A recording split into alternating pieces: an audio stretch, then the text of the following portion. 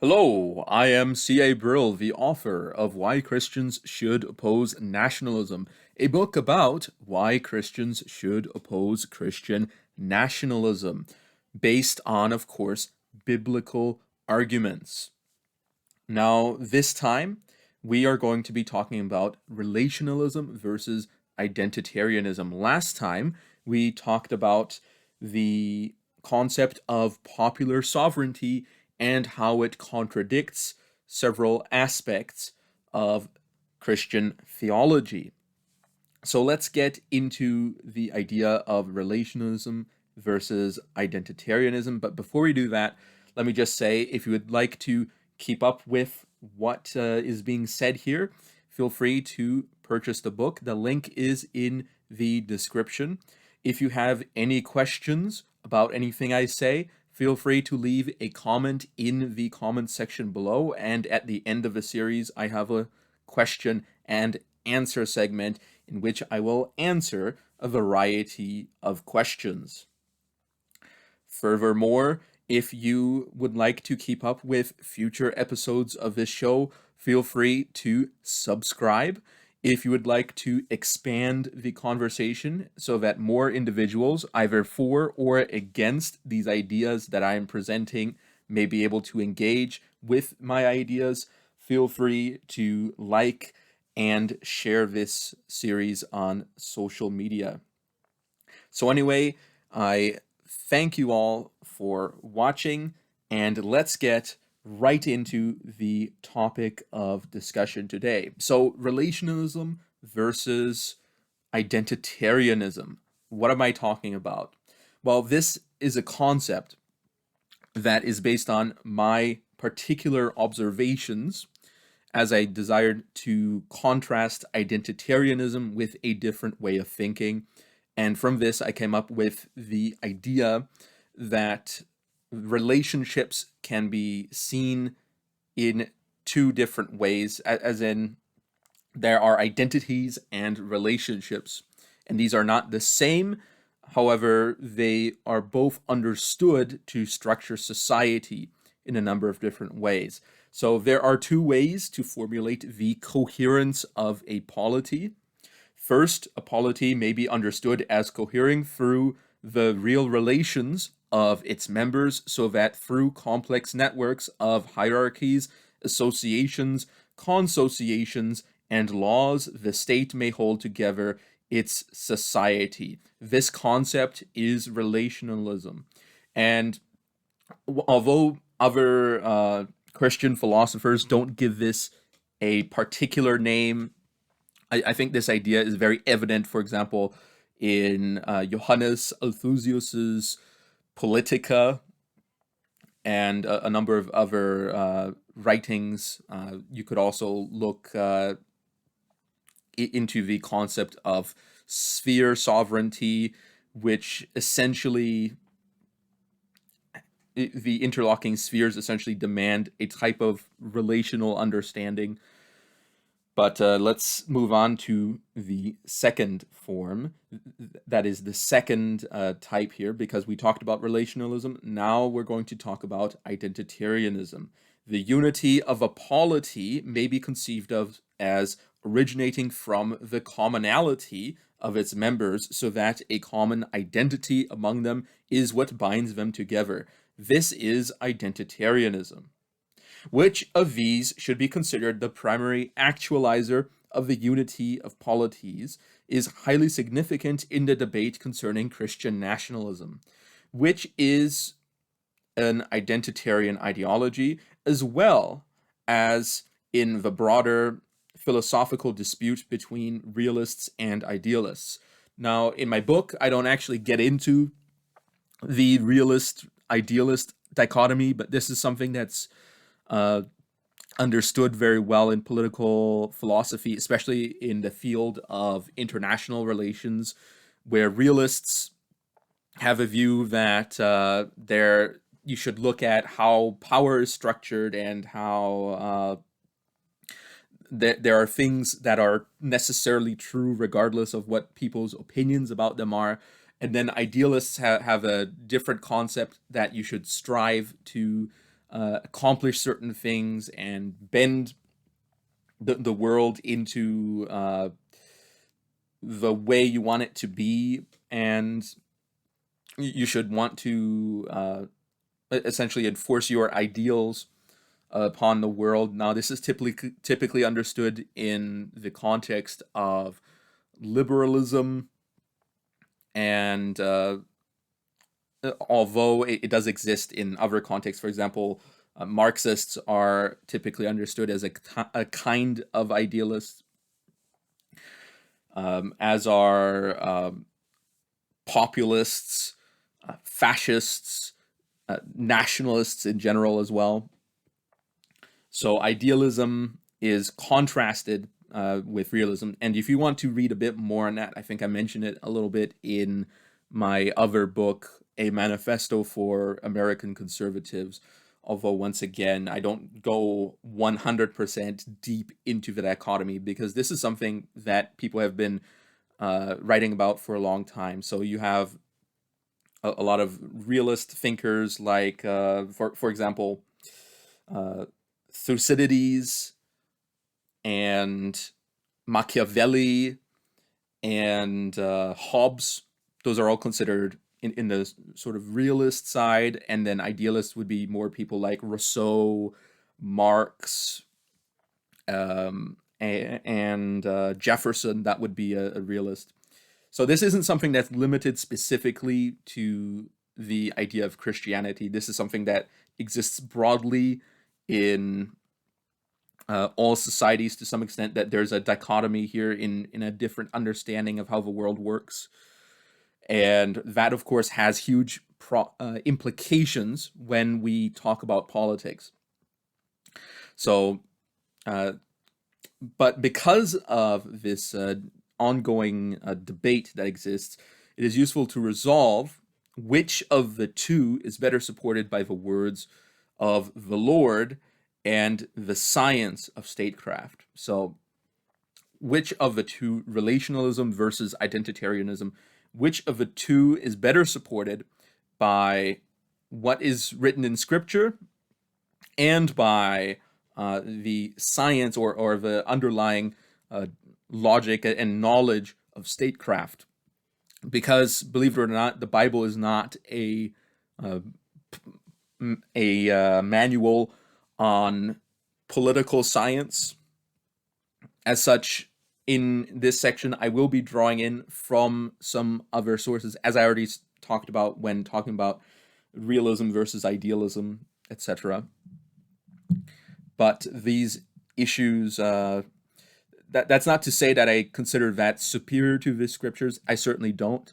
I think that all things that we understand about statecraft, about how to make a functioning state, a functioning polity, all of that should be done in the context of what we understand from Scripture. And I'm sure, and I certainly hope, that Christian nationalists would at least agree on that concept. I know that theonomists certainly do, but there certainly does need to be an acknowledgement that although the Scripture is sufficient for very many things, it is not proficient in every single matter. For example, Scripture won't tell you how to do your job as an electrician or as a brain surgeon, although there are certainly principles that you can apply from that.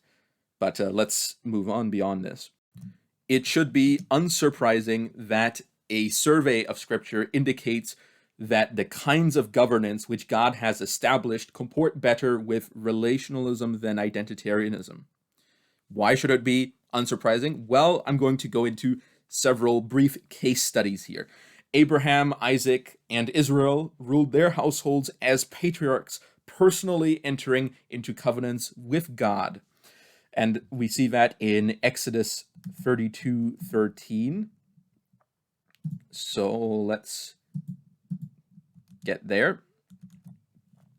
Remember Abraham, Isaac, and Israel, thy servants, to whom thou swearest by thine own self, and saidst unto them, I will multiply your seeds as the stars of heaven, and all this land that I have spoken of will I give unto your seed, and they that inherit it forever. However, the while it might say their seed, and we later find out that that is actually conditional, that it's that there are people who will go into perdition, so it's not universally to their seed, and as such, it's being their seed in a physical sense is not identitarian. We also understand that these are specifically covenants that were made between God and these specific persons. And that is a relational system rather than an identitarian system. So the next passage that, or the next brief case study we're going to look at is Moses was given authority over Israel to speak on behalf of God in cooperation with the elders of the tribes and magistrates who were appointed to govern the people. So we see this in Exodus 3. So let's go to Exodus 3. Now Moses kept the flock of Jethro, his father-in-law, the priest of Midian, and he led the flock to the backside of a desert and came to the mountain of God, even to Horeb. And the angel of the Lord appeared unto him in a flame of fire out of the midst of a bush. And he looked, and behold, the bush burned with fire, and the bush was not consumed. And Moses said, I will now turn aside and see this great sight, why the bush is not burned. And when the Lord saw that he turned aside to see, God called unto him out of the midst of a bush, and said, Moses, Moses, and he said, Here am I. And when the Lord saw that he, I skipped back, and he said, Draw not nigh hither. Forgot to add the parallel. Draw not nigh hither, put off thy shoes from thy feet, for the place whereon thou standest is holy ground. Moreover, he said, I am the God of thy father, the God of Abraham, the God of Isaac, and the God of Jacob. And Moses hid his face, for he was afraid to look upon God. And the Lord said, I have surely seen the affliction of my people which are in Egypt, and have heard their cry by reason of their taskmasters, for I know their sorrows. And I am come down to deliver them out of the hand of the Egyptians, and to bring them up out of that land unto a good land, and unto a land flowing with milk and honey, unto the place of the Canaanites, and the Hittites, and the Amorites, and the Perizzites, and the Hivites, and the Jebusites. Now therefore, behold, the cry of the children of Israel is come unto me, and I have also seen the oppression wherewith the Egyptians oppress them.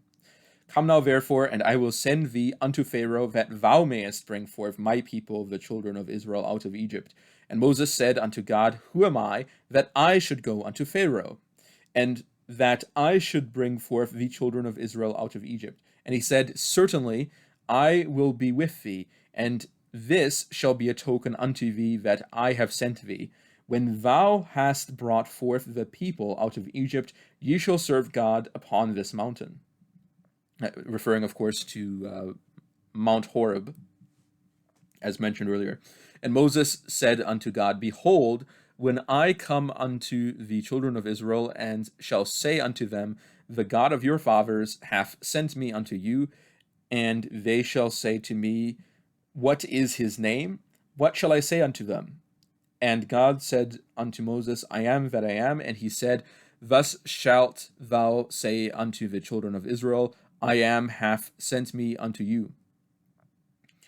And God said moreover unto Moses, Thus shalt thou say unto the children of Israel, The Lord God of your fathers, the God of Abraham, the God of Isaac, and the God of Jacob, hath sent me unto you. This is my name forever, and this is my memorial unto all generations. Go and gather the elders of Israel together, and say unto them, The Lord God of your fathers, the God of Abraham, of Isaac, and of Jacob, appeared unto me, saying, I have surely visited you, and seen that which is done to you in Egypt. And I have said, I will bring you out of the affliction of Egypt unto the land of the Canaanites, and the Hittites, and the Amorites, and the Perizzites, and the Hivites, and the Jebusites, unto a land flowing with milk and honey. And they shall hearken to thy voice, and thou shalt come, thou and the elders of Israel, unto the king of Egypt, and ye shall say unto him, The Lord God of the Hebrews have met with us, and now let us go, we beseech thee, 3 days' journey into the wilderness, that we may sacrifice to the Lord our God. And I am sure that the king of Egypt will not let you go, no, not by a mighty hand. And I will stretch out my hand and smite Egypt with all my wonders, which I will do in the midst thereof. And after that he will let you go. And I will give this people favor in the sight of the Egyptians, and it shall come to pass that when ye go, ye shall not go empty, but every woman shall borrow of her neighbor, and of her that sojourneth in her house, jewels of silver, and jewels of gold, and raiment, and ye shall put them upon your sons and upon your daughters, and ye shall spoil the Egyptians. So, of course, this is the famous moment where Moses was called by God at the burning bush in order to free the Israelites from their oppression in Egypt. But one thing that I think should be noted is that, in particular, as I mentioned before, that Moses, of course, is given a special authority by God. So there's a relationship here. And the way that this authority and the way that the governance, or not, it's not exactly governance yet, because he's not actually ruling over the Israelites in this time period, but the way in which the message is sent out and the way in which it is structured, you may notice that Moses was instructed to specifically contact the tribal elders of Israel. That is people who had specific authority, perhaps not exactly political at this time, but they had a particular relationship, and therefore with the other Israelites, and therefore could represent them in front of Pharaoh, and were able to communicate on their behalf. And that is something that I don't think a lot of people look into when they read into this passage, because obviously people aren't thinking about what is happening here politically speaking. People are more thinking about what is God doing in his providence to free Israel in this time. But nevertheless, from the beginning of Moses being called here, there is a relational quality rather than an identitarian quality. He's not just saying, go out and tell all the Israelites that it's time to go. He's specifically telling him to contact very specific individuals who then, for their relationships with the other Israelites, have authority over them. And of course, later on we read that there's certain princes over various tribes and over the families within tribes, and etc. And that's a prominent, although perhaps not strongly emphasized, part that characterizes the social dynamic throughout the history of ancient Israel. And there are still princes in the classical period even, although by that point they were probably less prominent due to the expansion of the population and the diaspora and other things. So, for example, I think one of the compilers of the Midrash was a prominent prince of sorts, not necessarily in a political sense, but in a sense of having a particular authority in a tribal sense, which is typically political in some areas, but not always political, especially in the case when other cities are established and there's kingdoms, and of course, in the context of the Roman Empire, of course, and other things. Nevertheless, there's another passage to look at. We're going to look at Exodus 18:13 through 26.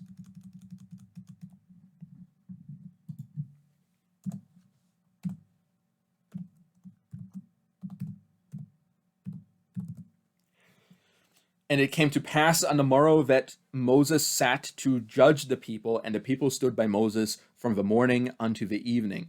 And when Moses' father-in-law saw all that he did to the people, he said, What is this thing that thou doest to the people? Why sittest thou thyself alone, and all the people stand by thee from morning unto even? And Moses said unto his father-in-law, Because the people come unto me to inquire of God. When they have a matter, they come unto me, and I judge them, and I judge between one and another, and I do make them know the statutes of God and his laws. Now, this is actually a bit of an interesting statement because this is before the law was given on Mount Sinai. So there's an implication that there's already a number of things that are known at this point, but that's not really the topic that we're looking into. And Moses' father-in-law said unto him, The thing that thou doest is not good. Thou wilt surely wear away both thou and this people that is with thee. For this thing is too heavy for thee. Thou art not able to perform it thyself alone. Hearken now unto my voice. I will give thee counsel, and God shall be with thee. Be thou for the people to Godward, that thou mayest bring the causes unto God. And thou shalt teach them ordinances and laws, and shalt show them the way wherein they must walk, and the work that they must do. Moreover, thou shalt provide out of all the people able men such as fear God, men of truth, hating covetousness, and place such over them to be rulers of thousands, and rulers of hundreds, rulers of fifties, and rulers of tens.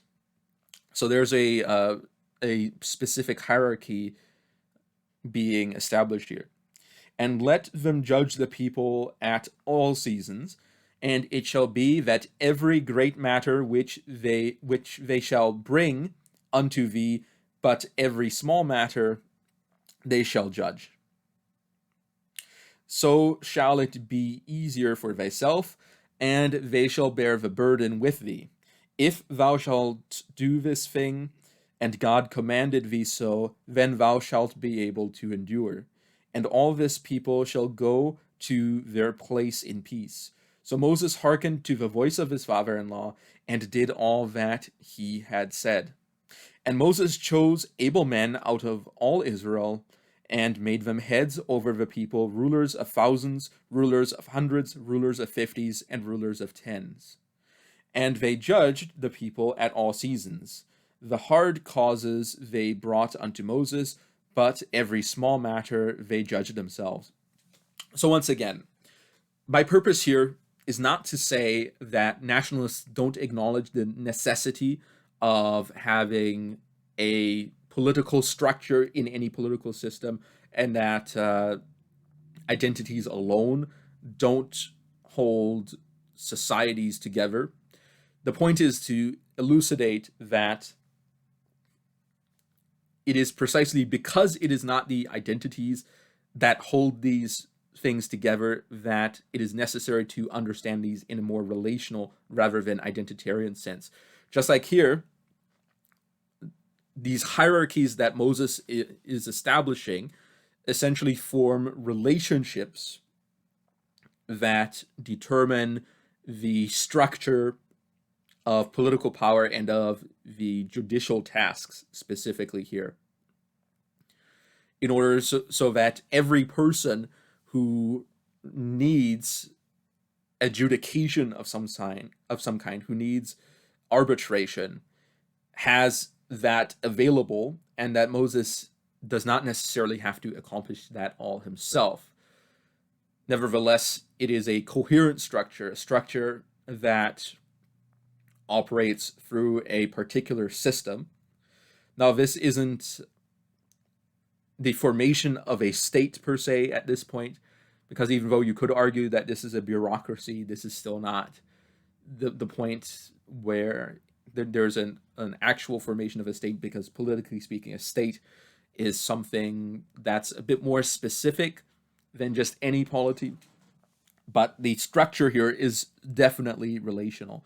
So there's a relationship between God and Moses from which the law has been given or is about to be given in the subsequent chapters.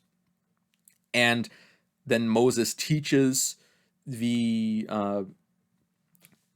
sub judges, and the rulers of the people of Israel, and then they operate based on that understanding, and they then instruct those below them, the common people, and arbitrate their disputes in minor matters, and in more serious matters, it goes up to the higher authority. There is another passage I'm going to look at, and that is Exodus 24:1.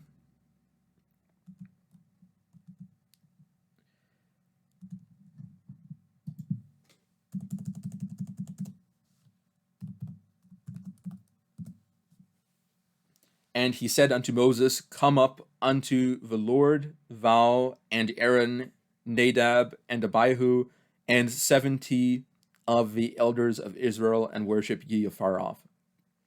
Now, the 70 elders, there are some things that are written about them, but not a lot. But the purpose of me including this passage here is to once again point out that there are specifically 70 elders that had a particular role in how ancient Israel functioned at the time of Moses.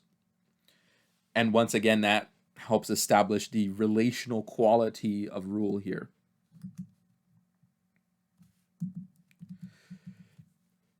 Now, the authority of Moses and of the Levites was unequal to that of other Israelites, but was fully supported by God, who condemned those Israelites who refused to obey to death. And we find that in Numbers 16.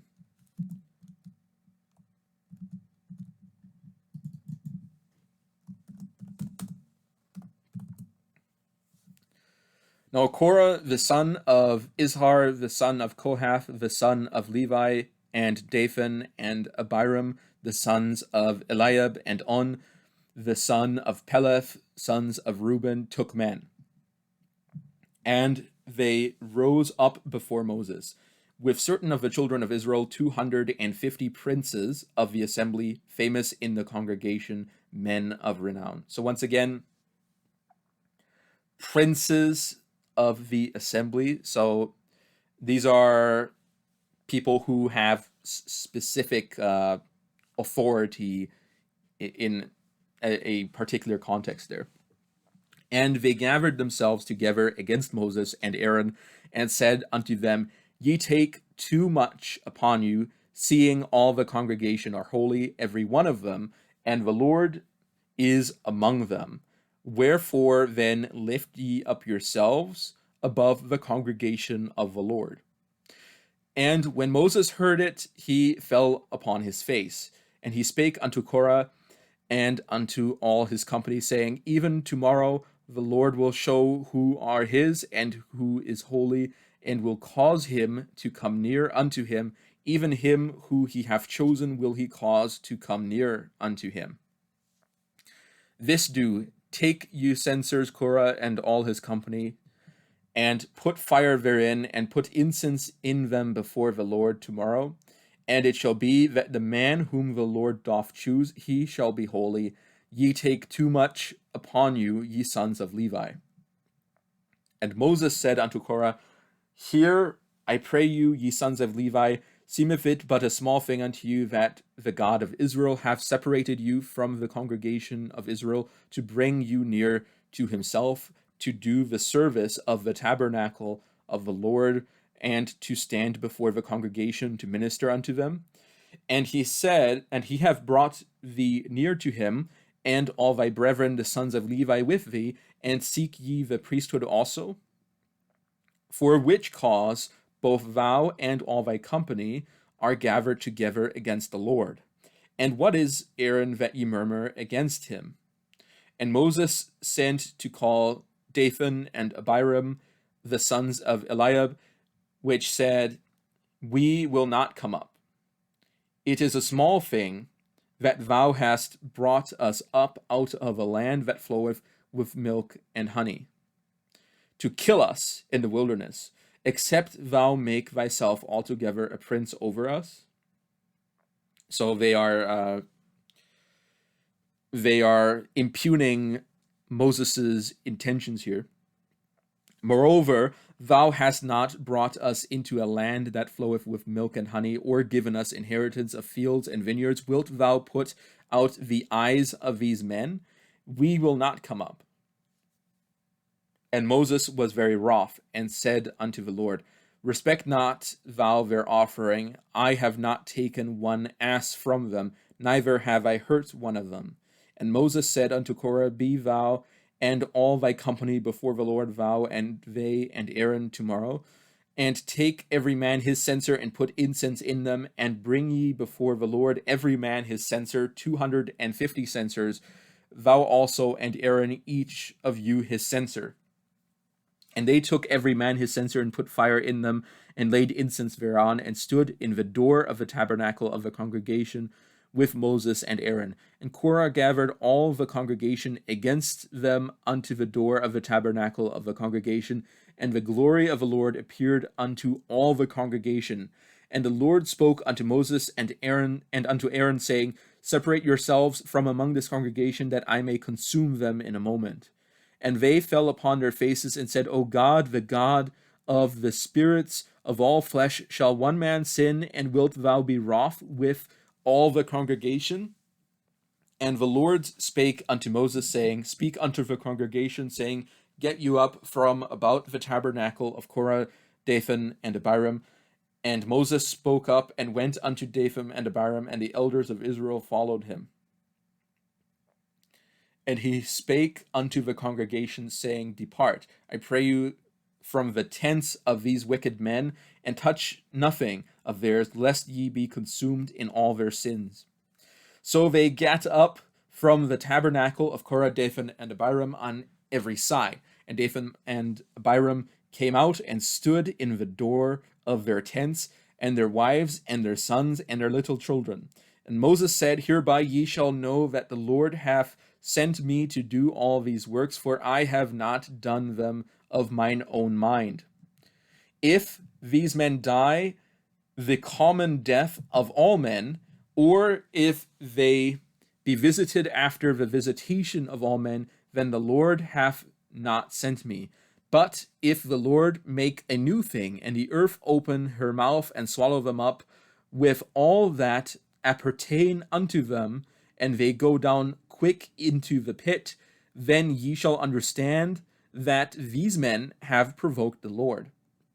And it came to pass, as he had made an end of speaking all these words, that the ground clave asunder that was under them, and the earth opened her mouth and swallowed them up, and their houses, and all the men that appertained unto Korah, and all their goods. They and all that appertained to them went down alive into the pit, and the earth closed upon them, and they perished from among the congregation. And all Israel that was round about them fled at the cry of them, for they said, Lest the earth swallow us up also. And there came out a fire from the Lord, and consumed the 250 men that offered incense. And the Lord spoke unto Moses, saying, Speak unto Eleazar the son of Aaron the priest, that he take up the censers out of the burning, and scatter thou the fire yonder, for they are hallowed. The censers of these sinners against their own souls, let them make them broad plates for a covering of the altar, for they offered them before the Lord, therefore they are hallowed, and they shall be a sign unto the children of Israel.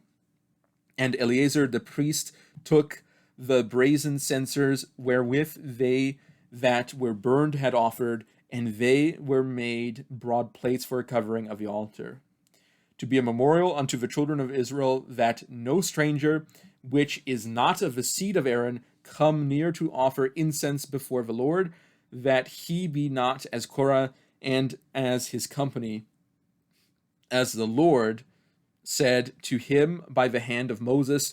But on the morrow all the congregation of the children of Israel murmured against Moses and against Aaron, saying, Ye have killed the people of the Lord. And it came to pass, when the congregation was gathered against Moses and against Aaron, that they looked toward the tabernacle of the congregation, and behold, the cloud covered it, and the glory of the Lord appeared. And Moses and Aaron came before the tabernacle of the congregation, and the Lord spake unto Moses, saying, Get you up from among this congregation, that I may consume them as in a moment. And they fell upon their faces. And Moses said unto Aaron, Take a censer, and put fire therein from off the altar, and put on incense, and go quickly unto the congregation, and make an atonement for them, for there is wrath gone out from the Lord, the plague is begun. And Aaron took as Moses commanded, and ran into the midst of the congregation, and behold, the plague was begun among the people, and he put on incense, and made an atonement for the people. And he stood between the dead and the living, and the plague was stayed. And they that died in the plague were 14,700, besides them that died about the matter of Korah. And Aaron returned unto Moses unto the door of the tabernacle of the congregation, and the plague was stayed. So here, once again, we have an interesting passage where, as I said, there is an acknowledgement that there was an unequal authority given, and this authority was, of course, maintained through a particular relationship that God had established with Aaron and Moses, and, of course, the descendants of Aaron, rather than all Levites in general.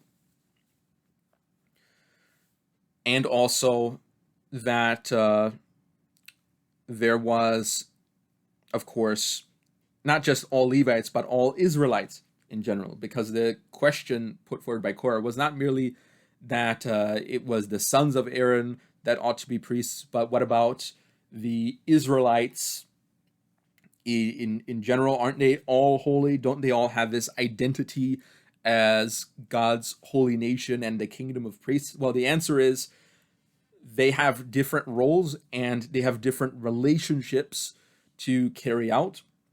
And as such, we also see this in the design of the tabernacle, that there is the court of women, the court of men, the court of priests, the holy place, and then the holy of holies, as, of course, seen also in the temple, where beyond that, outside, the Gentiles were only allowed to approach within a certain distance. Now I'm going to read another passage, Deuteronomy 17, 8 through 13.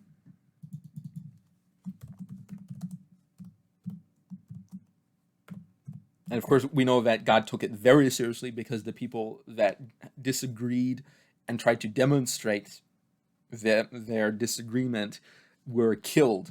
Not just them, but their whole household.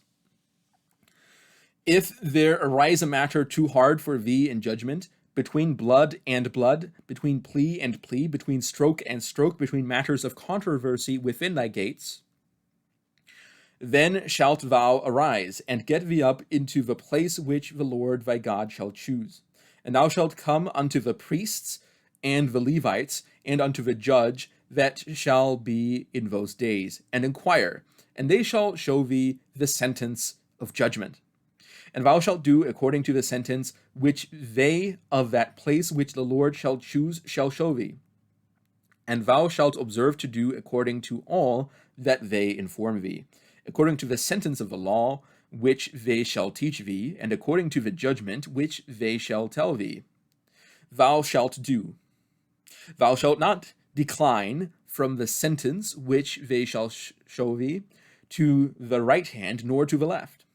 And the man that will do presumptuously, and will not hearken unto the priests that unto the priest that standeth to minister there before the Lord thy God, or unto the judge, even that man shall die.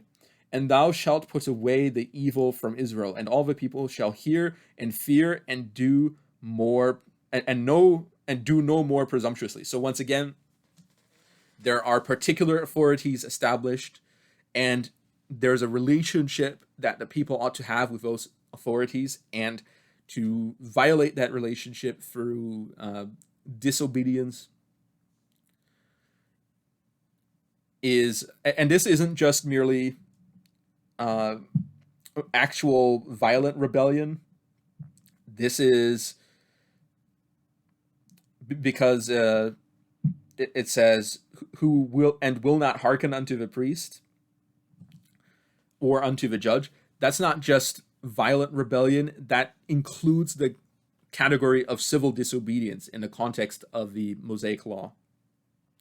So people who resist that authority, not just merely in the case of rebellion, but also civil disobedience, can receive the death penalty in the context of the Mosaic Covenant, of course. And this is not merely a statement where this is possibly... Now, there's different ways people like to interpret the Mosaic Law and the punishments therein, where some people like to say that this is only the most extreme punishments or the ones listed. I take the view that the punishment listed is typically the standard punishment, because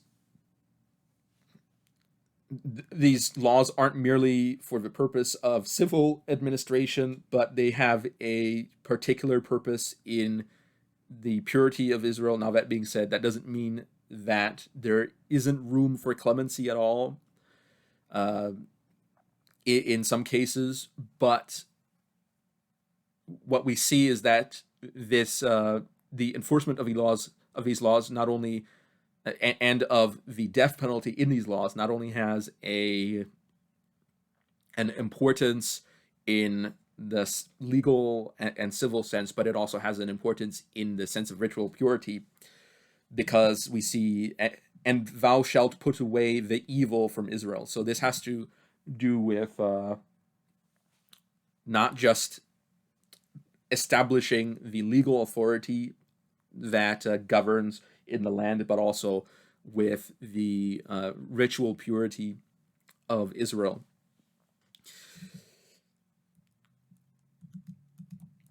But nevertheless, the purpose here is to once again demonstrate that within the context of a Mosaic covenant, there is a degree of relationality, and that therefore particular individuals hold particular powers that then structure the way that the polity operates in a political sense through relationships.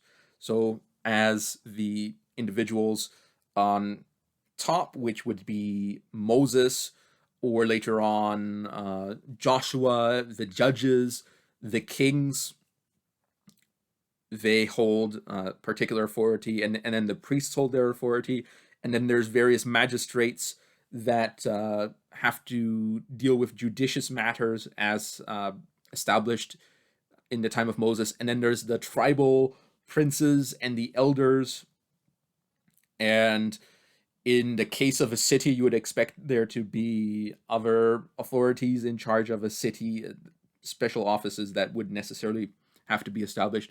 So there's all sorts of these different authorities, and they all have relationships to each other, and these are what actually structure not just the categorization of Israel, but the actual function of Israel as a unified nation. It is not structured through just merely the fact that they share a kinship, but by the fact that there is a priesthood and there are magistrates, and there are judges, and all these work together. And that is why ancient Israel was a coherent entity rather than just merely a broad ethnic group that existed in disparate parts.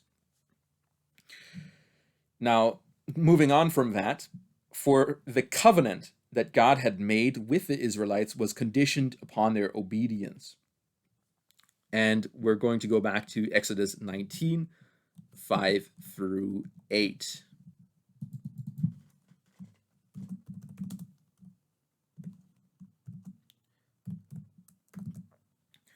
And therefore, if ye will obey my voice indeed, and keep my covenant, then ye shall be a peculiar treasure unto me above all people, for all the earth is mine. And ye shall be unto me a kingdom of priests and an holy nation.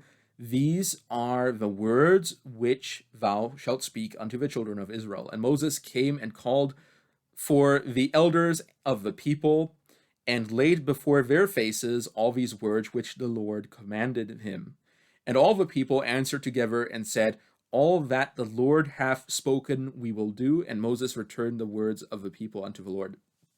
So once again, there's a condition of obedience, and this is seen not only throughout the Old Testament, but we see this in the New Testament as well. Now, of course, there's grace, so this isn't merely a works obedience that you have to work hard in a Pelagian sense in order to become God's holy people. No, there is the grace, and then this grace is what leads you into being able to accomplish all the good works that God is putting before us.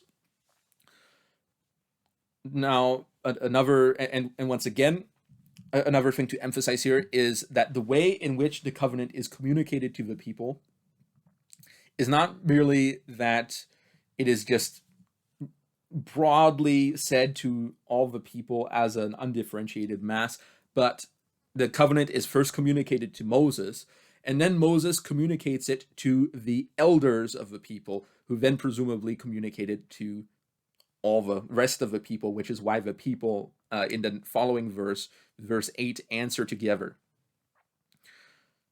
So there's a relationality in which this covenant was communicated.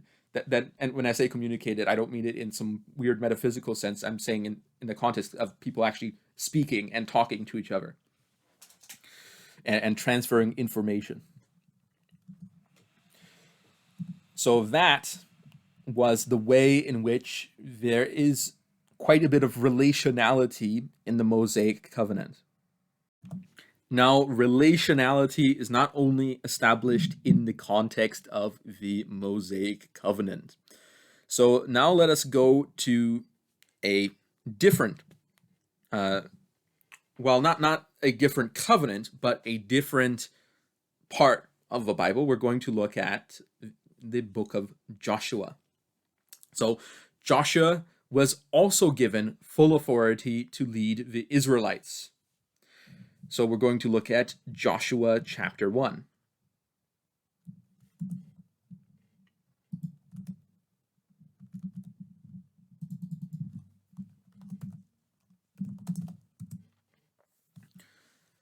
Now, after the death of Moses, the servant of the Lord, it came to pass that the Lord spake unto Joshua, the son of Nun, Moses' minister, saying, Moses, my servant, is dead. Now therefore arise, go over this Jordan, thou and all this people, unto the land which I do give to them, even to the children of Israel, every place that the sole of your foot shall tread upon, that have I given unto you, as I said unto Moses.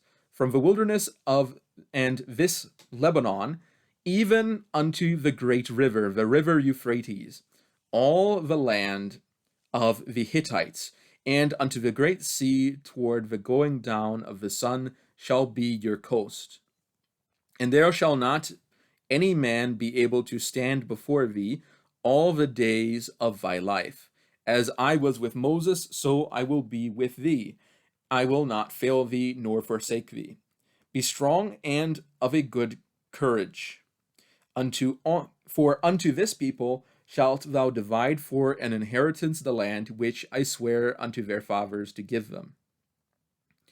Only be thou strong and very courageous, that thou mayest observe to do according to all the law, which Moses my servant commanded me. Turn not from it to the right hand or to the left. Thou mayest prosper whatsoever, whithersoever thou goest. That thou mayest prosper whithersoever thou goest. This book of the law shall not depart out of thy mouth, but thou shalt meditate therein day and night, that thou mayest observe to do according to all that is written therein, for then thou shalt make thy way prosperous, and then thou shalt have good success. Have I not commanded thee? Be strong and of a good courage, be not afraid, neither be thou dismayed, for the Lord thy God is with thee whithersoever thou goest. Then Joshua commanded the officers of the people, saying, Pass through the host and command the people, saying, Prepare you victuals, for within 3 days ye shall pass over this Jordan to go in to possess the land which the Lord your God giveth you to possess it. And to the Reubenites, and to the Gadites, and to half the tribe of Manasseh spake Joshua, saying, Remember the word which Moses, the servant of the Lord, commanded you, saying, The Lord your God hath given you rest, and hath given you this land. Your wives, your little ones, and your cattle shall remain in the land which Moses gave you on this side Jordan. But ye shall pass before your brethren armed, all the mighty men of valor, and help them, until the Lord hath given you your brethren rest, as he hath given you, and they shall have possessed the land which the Lord your God giveth them. Then ye shall return unto the land of your possession, and enjoy it, which Moses the Lord's servant gave you on this side of the Jordan toward the sunrising. And they answered Joshua, saying, All that thou commandest us we will do, and whithersoever thou sendest us we will go, according as we hearkened unto Moses in all things, so will we hearken unto thee. Only the Lord thy God be with thee, as he was with Moses. Whosoever he be that doth rebel against thy commandment, and will not hearken unto thy words in all that thou commandest him, he shall be put to death. Only be strong and of a good courage. So once again, we have a situation where a particular person is given authority to rule on God's behalf over the people of Israel. And this is a particular relationship between God and Joshua that is established. And of course, between Joshua and the other authorities that were already established in the days of Moses.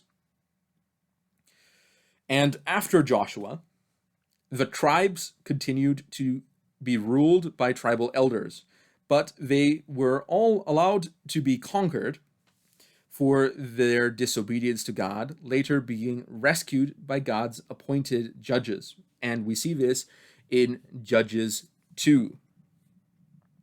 So let's go to Judges 2.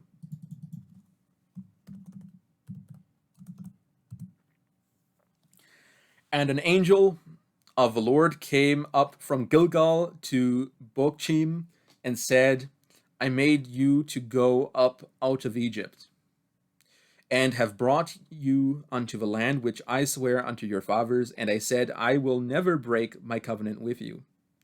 And ye shall make no league with the inhabitants of this land. Ye shall throw down their altars, but ye have not obeyed my voice.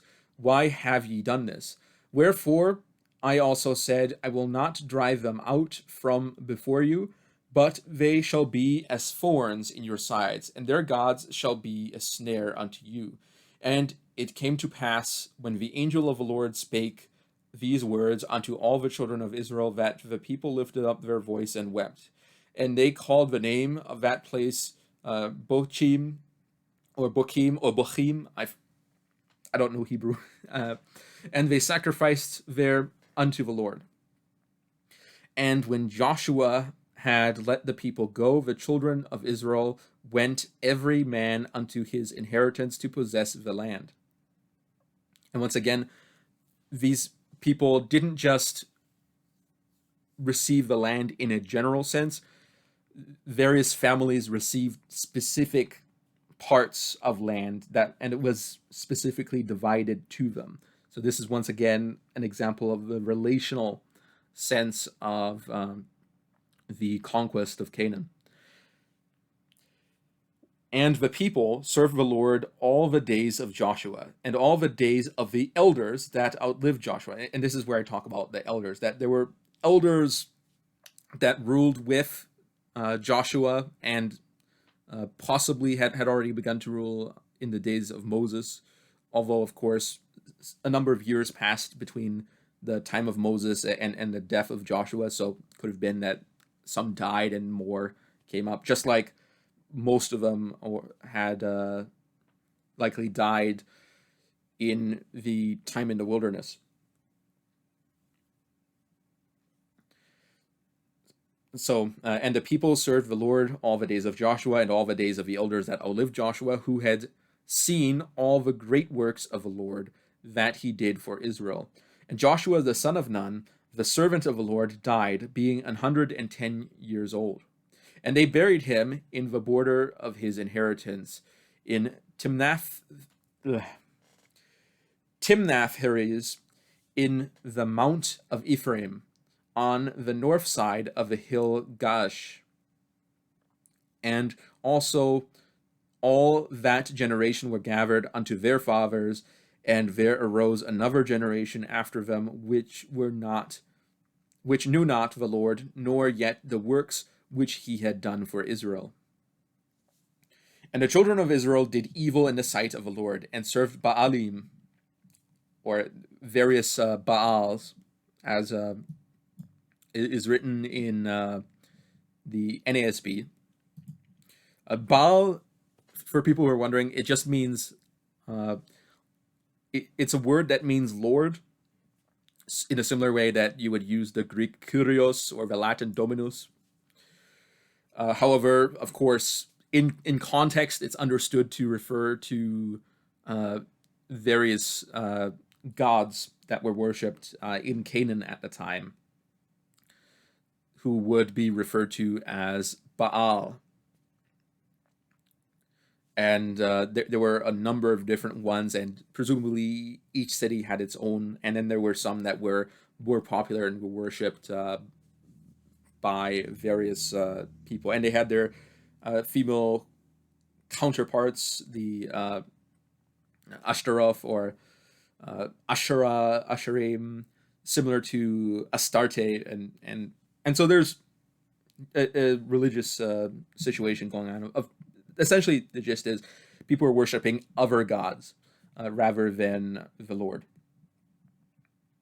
And they forsook the Lord God of their fathers, which brought them out of the land of Egypt, and followed other gods, of the gods of the people that were round about them, and bowed themselves unto them, and provoked the Lord to anger.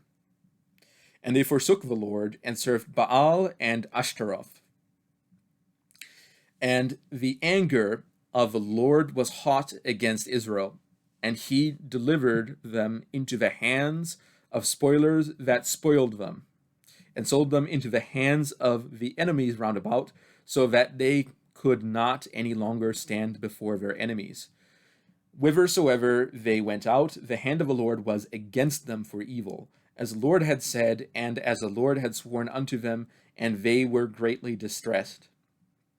Nevertheless, the Lord raised up judges, which delivered them out of the hand of those that spoiled them.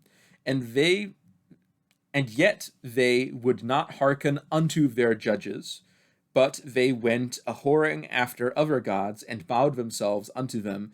They turned quickly out of the way which their fathers walked in, obeying the commandments of the Lord, but they did not so. And when the Lord raised them up judges, then the Lord was with the judge and delivered them out of the hand of their enemies all the days of the judge. For it repented the Lord because of their groanings by reason of them that oppressed them and vexed them. And it came to pass when the judge was dead, that they returned and corrupted themselves more than their fathers in following other gods to serve them and to bow down unto them. They ceased not from their own doings, nor from their stubborn way.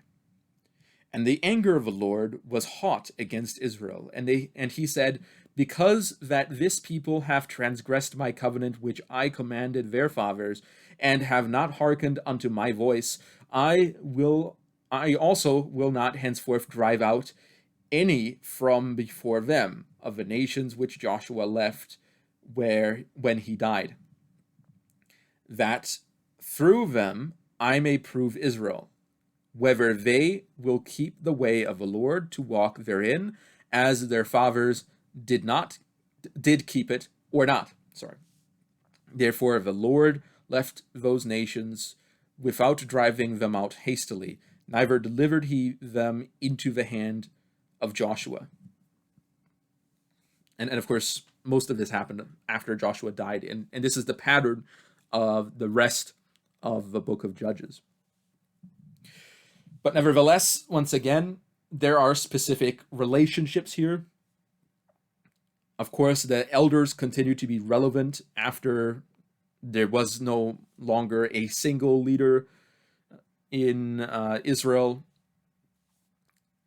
But there were also judges that were then appointed by God to deliver the people of Israel out of the hands of those who were invading them and taking their money, and of course enslaving them and oppressing them, and doing a wide range of other things, which of course the rest of the book of Judges talks about.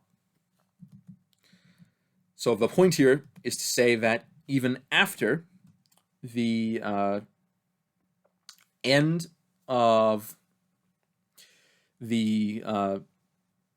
Moses's time in charge, there was a continuation of this relational aspect of rulership. And of course, the institutions established by Moses would have continued, although there certainly was a degree of corruption, as it is written that various Israelites worshipped the other gods. But I shall continue. The kings of Israel were to be chosen by God and to rule in full cooperation with the law. And this is written in Deuteronomy 17:14 through 20.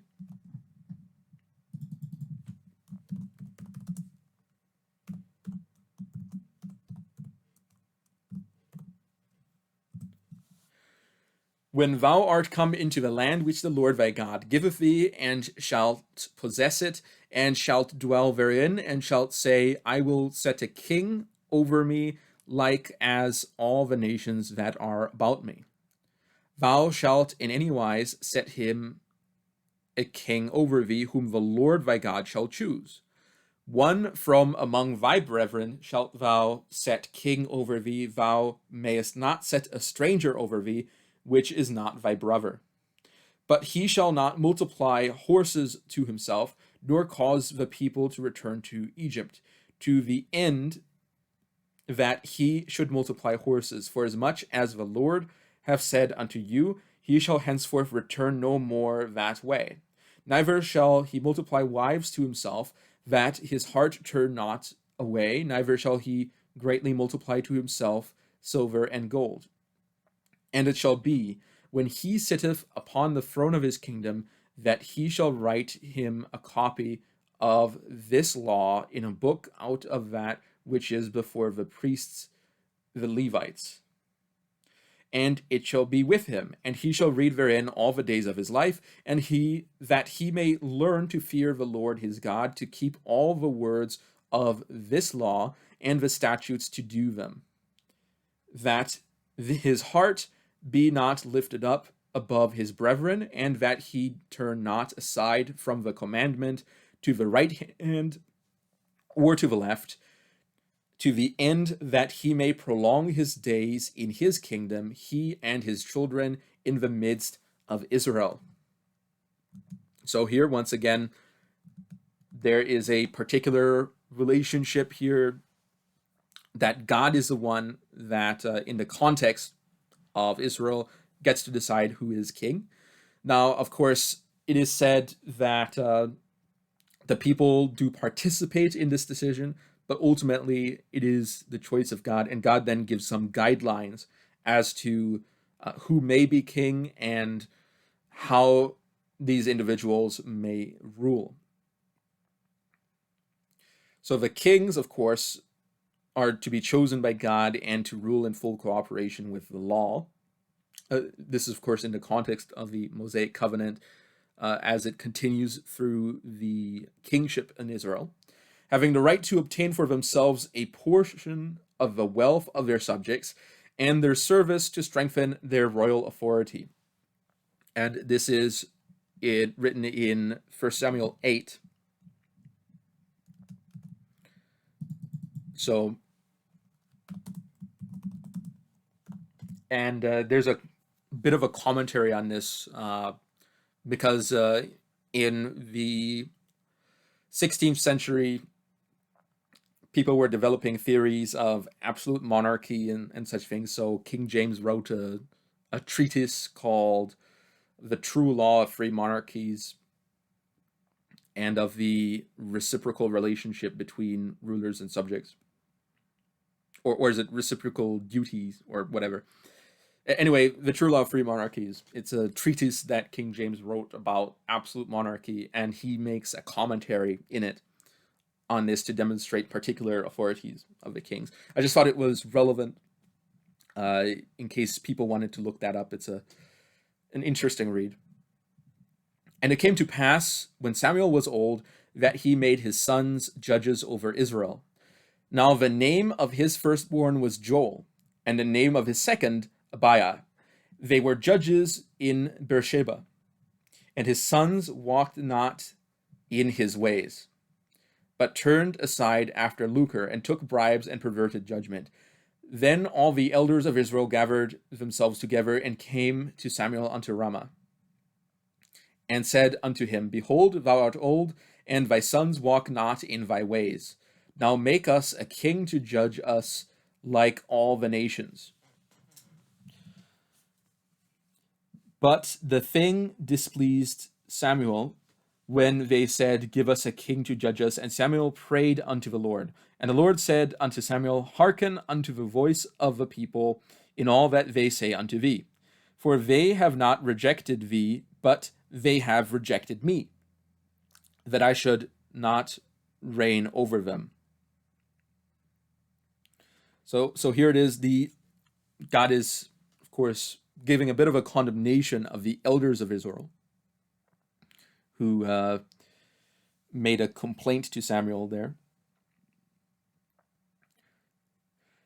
According to all the works which they have done since the day that I brought them out of Egypt, even unto this day, wherewith they have forsaken me and served other gods, so do they also unto thee.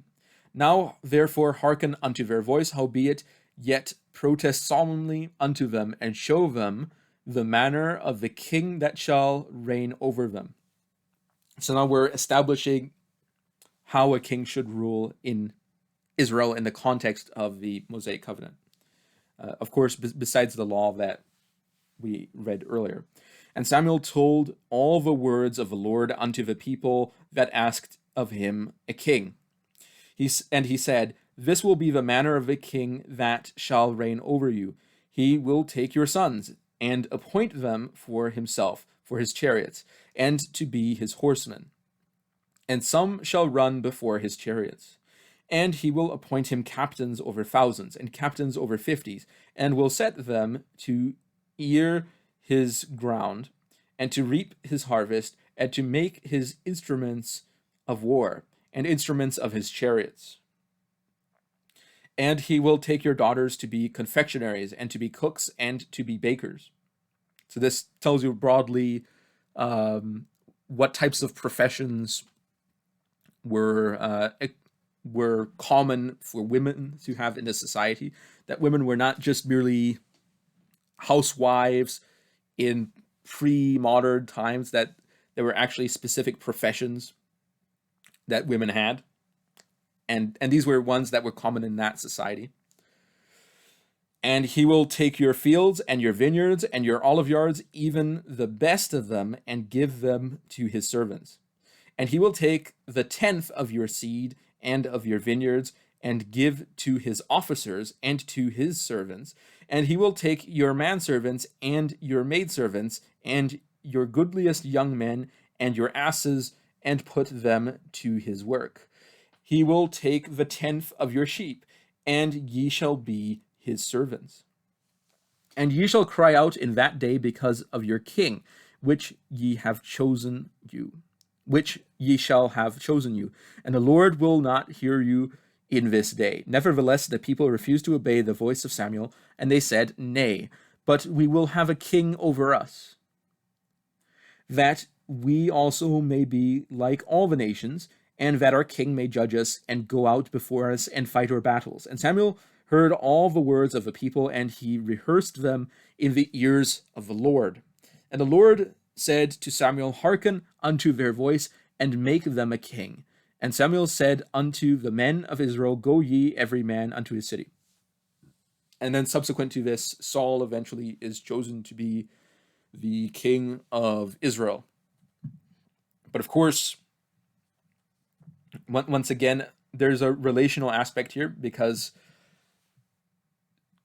the king's authority isn't merely to do anything he wants. He's able to do a number of things. He's able to establish, of course, various captains,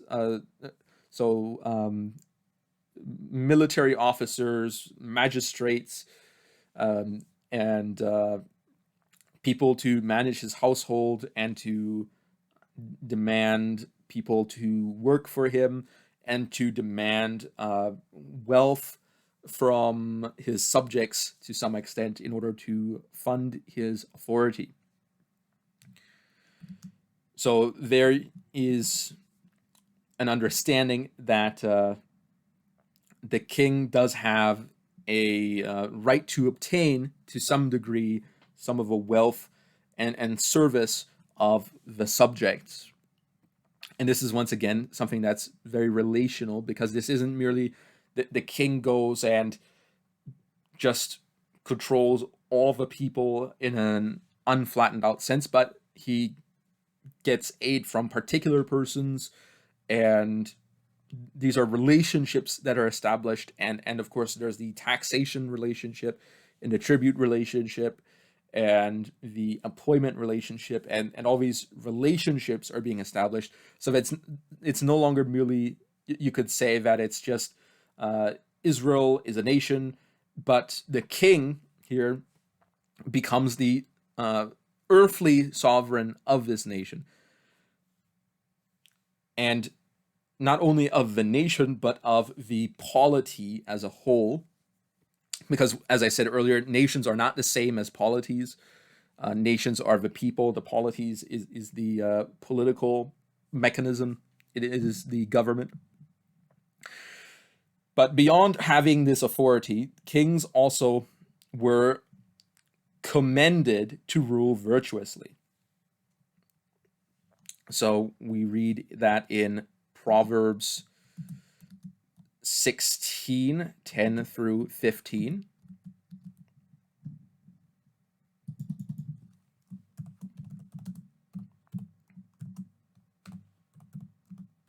And once again, this is still in the context of the Old Covenant. So this is why I disagree with hardcore monarchists who believe that kingship is the only legitimate form of government. I think obviously every Christian is a monarchist concerning Christ's kingship. Nobody believes that Christ should not be the king. But in other contexts, we have to understand that this is a specific institution established for a specific people in the context of a specific covenant.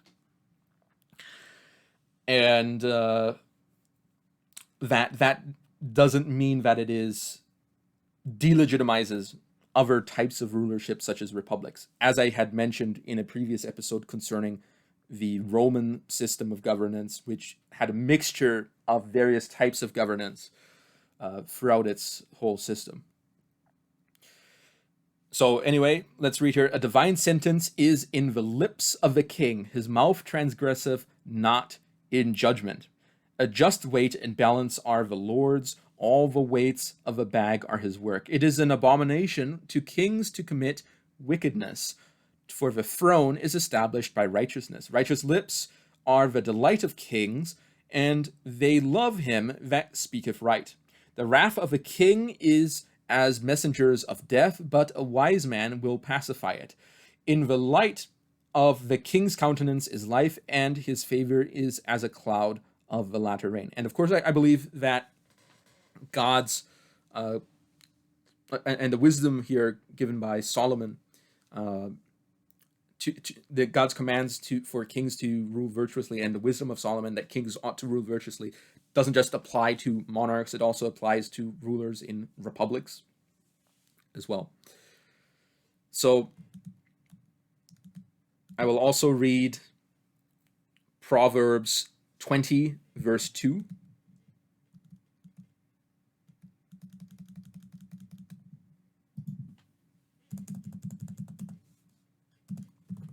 Couldn't say 22 because that's an actual chapter in Proverbs. The fear of a king is as the roaring lion. Whoso provoketh him to anger sinneth against his own soul. And we will read Proverbs chapter 8.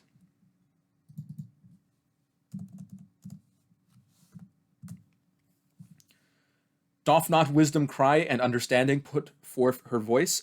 She standeth in the top of high places, by the way of the places of the paths. She crieth at the gates, at the entry of the city, at the coming in at the doors. Unto you, O men, I call, and my voice is to the sons of man. O ye simple, understand wisdom, and ye fools, be ye of an understanding heart. Hear, for I will speak of excellent things, and the opening of my lips shall be the right things. For my mouth shall speak truth, and wickedness is an abomination to my lips. All the words of my mouth are in righteousness. There is nothing froward or perverse in them. They are all plain to him that understandeth, and right to them that find knowledge. Receive my instruction, and not silver, and knowledge rather than choice gold. For wisdom is better than rubies, and all the things that may be desired are not to be compared to it. I, wisdom, dwell with prudence, and find out knowledge of witty inventions. The fear of the Lord is to hate evil. Pride and arrogancy, and the evil way, and the froward mouth do I hate. Counsel is mine, and sound wisdom. I am understanding, I have strength. By me kings reign, and princes decree justice. So here, kings and princes are to have wisdom. By me princes rule, and nobles, even all the judges of the earth. I love them that love me, and those that seek me early shall find me. Riches and honor are with me, yea, durable riches and righteousness. My fruit is better than gold, yea, than fine gold, and my revenue than choice silver. I lead in the way of righteousness in the midst of the paths of judgment, that I may cause those that love me to inherit substance, and I will find their treasures. The Lord possessed me in the beginning of his way, before his works of old. I was set up from everlasting, from the beginning to or ever the earth was. When there were no depths, I was brought forth, when there were no fountains abounding with water. Before the mountains were settled, before the hills was I brought forth, while as yet while as yet he had not made the earth, nor the fields, nor the highest part of the dust of the world. When he prepared the heavens, I was there. When he set a compass upon the face of the depth, when he established the clouds above, when he established the fountains of the deep, when he gave to the sea his decree that the waters should not pass his commandment, when he appointed the foundations of the earth. Then I was by him, as one brought up with him, and I was daily his delight, rejoicing always before him, rejoicing in the habitable part of his earth, and my delights were with the sons of men. Now therefore hearken unto me, O ye children, for blessed are they that keep my ways. Hear instruction, and be wise, and refuse it not. Blessed is the man that heareth me, watcheth daily at my gates, waiting at the posts of my doors. For whoso findeth me findeth life, and shall obtain favor of the Lord. But he that sinneth against me wrongeth his own soul. All they that hate me love death. So once again, kings ought to have wisdom, and the purpose of me talking about all this wisdom that kings should have is to counterbalance the complaints that I'm sure some people have about the idea that God had established the authority of those other kings.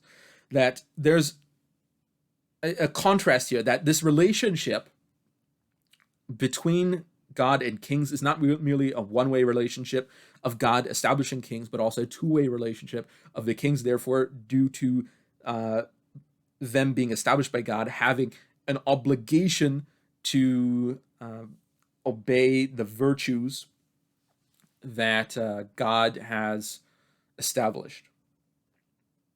And this is something that I believe is important to Solomon,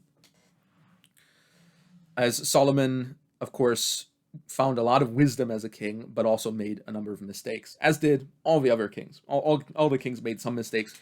Of course, excepting the greatest king of all, Jesus Christ.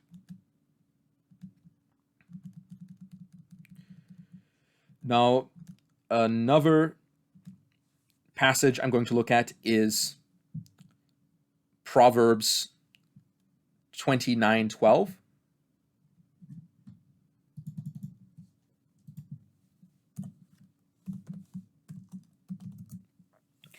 If a ruler hearken to lies, all his servants are wicked.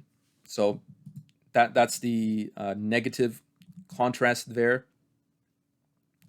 And we're going to look at Proverbs 14.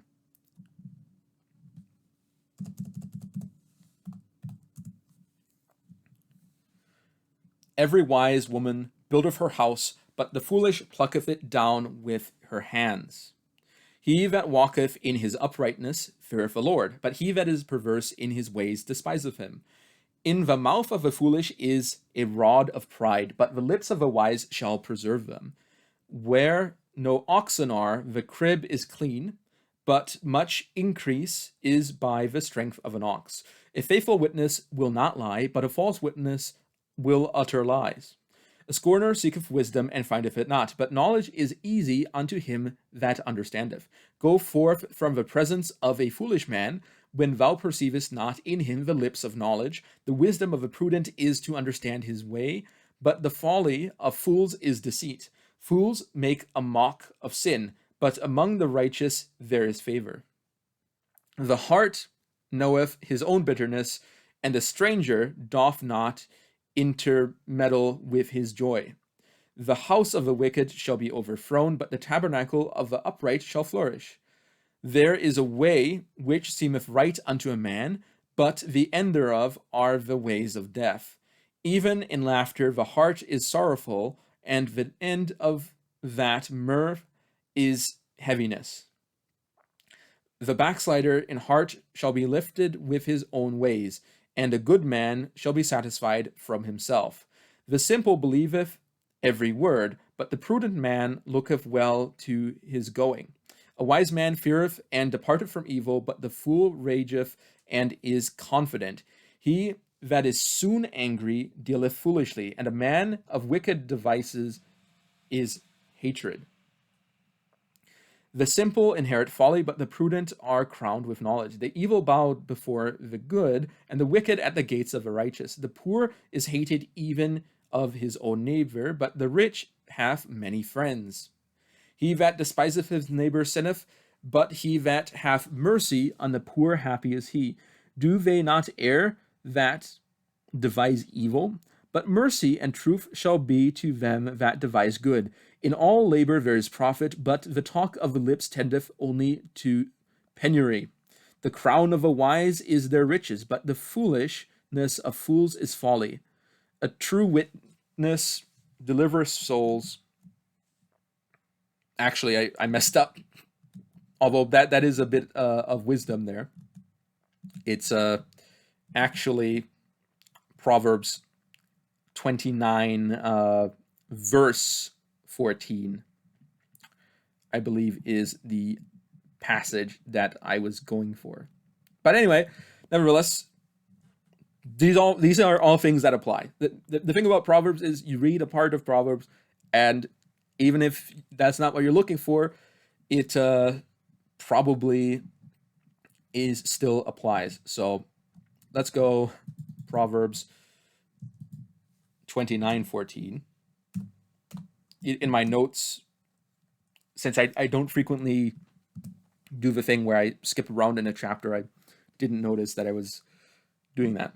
The king that faithfully judgeth the poor, his throne shall be established forever. So once again, the duty of kings. Anyway, let's move on from there. Not only are the kings commended to rule virtuously, using their authority to bring their land to order, as is written in Proverbs 29:4.